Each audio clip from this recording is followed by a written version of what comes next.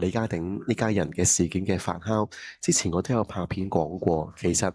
李家鼎雖然作為一個老人家喺呢件事裏邊，佢好似好受傷，但我哋千祈唔好忘記，其實鼎爺你自己都曾經做過好多年嘅老好人，你唔懂得去拒絕你嘅仔仔向你索取金錢，個原因就係你唔想被討厭。而唔想被討厭背後咧，亦都有另一個好深層嘅原因，就係你曾經令到人哋討厭過你嘅。基於內疚，基於一個自我嘅唔能夠寬恕咧，你好想補償自己曾經嘅過失，於是乎你就過度付出。所以如果一個父親佢細個嘅時候經常打罵小朋友，或者冇時間陪伴佢哋，到人生去到某個階段，佢發覺哎呀好內疚啊，點解我當年咁樣去對待佢哋呢？咁於是乎呢，由一個極端，由完全嘅推開佢哋、離棄佢哋、